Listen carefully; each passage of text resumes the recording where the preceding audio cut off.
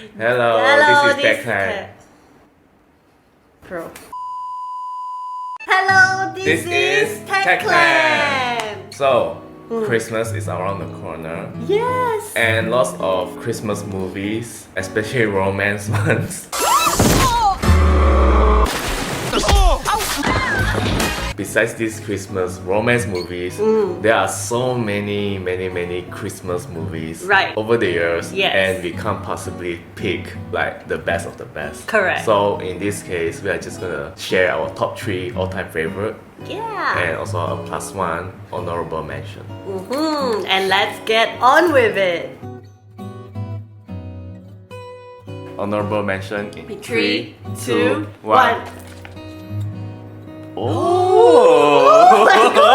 Gosh, that is interesting. Okay, maybe you start first. Okay, this movie is not like the best of the best, but Correct. I can relate pretty much because it's all about online love. Right. So to give you a synopsis, Amy pretended to catcall this woman who Yes. was desperate, Yes. and she decided to surprise him Yeah. in a surprise trip. Correct. He's an Asian dude, you know. Right, so that's where it gets interesting. Yeah, so that's how I relate because I found my wife online. Oh, so sweet. Love Heart is alright. It's a pretty okay Christmas movie and it's pretty modern in a sense. So yeah, that's Okay, so mine is The Claws. I'm pretty sure you have watched it. I feel like this animated movie kind of resonate a lot with me during Christmas. The story came about with this boy Brett who is very rich, who came from a rich family, so his father wanted to teach him a lesson to be not lazy and all that. So he sent him to this, I don't know how to pronounce this, bird. Schmurberg. Sorry, my spelling, pronunciation. But to send him all the way to this remote place that doesn't believe in sending letters, doesn't believe in happy things. They have like sort of like a generation feud as well between the two clans, right? So it become like a very huge big lesson for him as coming from a privileged family. And this movie, what I like about it is such a simple yet there's not much magic towards it, but there's a lot of like warmness and positivity, and also how you come together with many differences, how they end up come together not just by Claus and the guy in himself, the main character, and also the clans, the two clans, how they came about together as well. So it's a very heartwarming. yeah, it's a heartwarming story. Yes, it's a heartwarming story, and if I watch it like so many times, right, I still feel like it's so amazing how they represent Claus. He's sort of like very tough, very arrogant, looks very arrogant, but yet he's so soft, and he talks about his.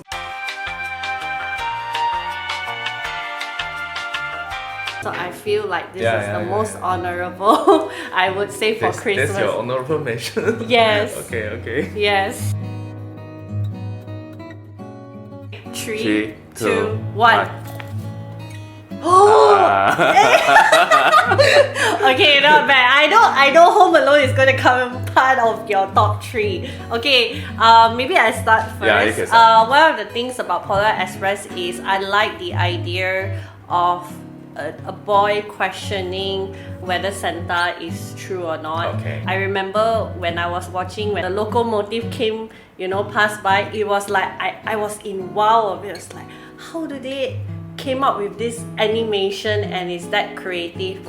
And I think it's also another part where I love the lightings, and I love like every punch of golden ticket. It's like there's something to learn about, and it's all revolved around a local motif. I love that it becomes like an answer, and an understanding. So it's a lot of deep lessons, but I feel like one of the very interesting and magical Christmas movie for kids and also for families. Confession. Yeah. I have not watched Polar Express. I remember like certain parts of it like on TV, like HBO. I think. Okay. So I just like, okay. Alright, I but know Tom Hanks is in. yes, Yeah. Tom Hanks is in, but it's a really good I would say 3D animation, I think creation. it holds up pretty well, right? It holds up pretty well. Home Alone, pretty self-explanatory. It's a classic movie. Right. It's the Christmas movie for most millennials, I would say. Yeah, I watched countless times on record. I think I recorded the whole movie, and whenever I'm free, just replay. Like it's like, oh, Home Alone, I love it. I think I consider myself a pretty huge fan of Home Alone. Nice. Until they did it with Home Alone 3, I think. Yeah, it wasn't that good. And they rebooted the Home Alone, I think it was last year. Yes, it was last year. They rebooted. I did not bother watching it. Nah. It was like, I mean, by all means, it's not like one of the all-time greatest, right? In terms of quality or whatever, but it's fun. Yes. And I think every kid wanted to be like It's like the Kelvin. Yes, right? and it's like cheeky. It's the cheeky Yeah, Christmas it's like, kind. Every kid's dream to be home alone. Yes. Pun intended. Yes. With no parents around. Yes. And it's so fun. Yes. Correct. But I think he eventually, came around and he misses his family, right? Yeah. So yeah. I think there's some lesson to take away from that. 1, 2, 3. go. Oh. What? Claus is your second one? Yeah. Oh, okay. Okay. My second one is the Guardians of the Galaxy Holiday Special. So the reason why I put this at the top 2, it was the year where I was really into Marvel's marathon, and one of my favorite group is Guardians of the Galaxy. So I love Guardians of the Galaxy. I feel like it's different. They come together as a family. I feel like Rocket kind of really shoot out, and also Mantis, how they develop. So I love those two characters. So that's why I watch this, and I find it's more fun and lively is how Mantis want to kind of make Christmas special to him, and when as a sibling and all that, half sibling, so because of that she has that fulfillment, and I feel like I have a sister, and I feel like, oh, that's nice to feel that sense of achievement to make your sibling happy. So I find that it's a fun movie and I enjoy watching it, and also Kevin Bacon was there. It was Kevin Bacon sold me. Yeah, sold me for that, and it was hilarious. So that's the reason I put it as top 2. Okay. Understood. Yes. Do I need? Yes. Okay. For yourself.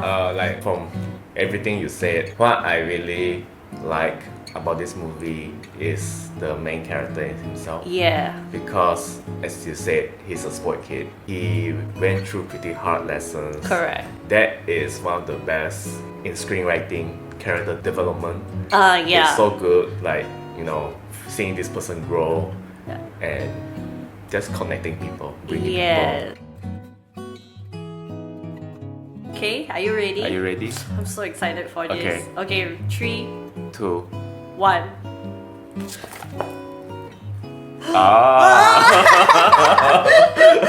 The Nightmare Before. Oh my god. You want to start first? Okay, so this is another classic. This is another childhood favorite of mine. And what makes this movie special is actually both a Christmas and a Halloween movie, sort of. Yeah. Like, how do you get these two combined? Mix. Yeah. It's a 2-in-1. Clay motion, the animation is superb at its time. There weren't many clay motion movies. Yes, correct. It's so difficult to do stop motions as well. Yeah. So to have clay motions is it's another level, I would say. It's hard work. It's hard work. It's a lot of hard Yeah. work. I don't think they did CGI back then. No, there was no There CGI. wasn't CGI, so there was a lot of hard work. Yeah. I appreciate and value that. Until today, it holds up pretty well. Right, correct. And in terms of story, I would say the most interesting thing is for a character like Jack, who has never experienced Christmas, and he's like a spooky character, Halloween, right? And his idea of Christmas is giving all this scary stuff to everyone. Correct. And to him, that's Christmas. Yeah. But of course, he learns along the way. The background songs in there. perfect. It's perfect. I haven't watched it for very long. Oh. And I think it's a good time to catch up, I guess. Yes. Okay. Yeah, okay. So for me, I think nonetheless is Charlie and the Chocolate Factory, the 2005 one. Johnny Depp was part of it, and Freddie Highmore as Charlie. That movie, a lot of people, they wanted to compare with the original one, but it was so different. I think Johnny Depp did a very good job as Willy Wonka. I think he did too. Yes, well, he's weird, and all the 5 characters, the kids, are also weird characters. Yeah. Yeah, and the Oompa Loompas are just so adorable and short. When I watched the behind the scenes, how they did the Oompa Loompa, how they recreated as this actor that became very short, right? Because he has to act as Oompa Loompa. Actually, he is short, if I'm not mistaken. So they have to make sort of like multiples of him to become the Oompa Loompas. Oh. Yeah, and the most iconic scene for me was the blueberry. The The girl who learned the lesson about chewing gum Yeah, and ate the blueberry. And the mom being so proud, you know, and all that. And then she became a blueberry herself. That was hilarious, I tell you. And she had to roll, the mom had to roll her to out of the Oh yeah, I remember that part. That was the most iconic, I feel. And the song Chewing. Oh, I love that song, man. And I think at the end, when Willie learned about, you know, he had paternal issues, he has problems with his dad, but he learns to sort of resolve that from Charlie. You know, when Charlie taught him about the family importance, that was beautiful and that was interesting. Like, they are all interesting characters, but they came about in the end. So I love that about it. Have you watched the Wonka movie? No, I want to watch it. That's the reason why this is my top one too, because the prequel is out and you should watch it. We heard from our very close friends that it was really They good. love it. Yeah, like if you like musical, then you'll love this prequel of Charlie and Chocolate Factory. Now playing in cinemas, hashtag is not sponsored. Not sponsored. If anybody wants to sponsor a ticket, yes, please do. Please sponsor us, please. Sponsor us. So what's your favorite Christmas movie? Write down in the comments below. And this is Klan. Don't forget to like lah, Subscribe lah. please lah. See ya. Bye. Bye.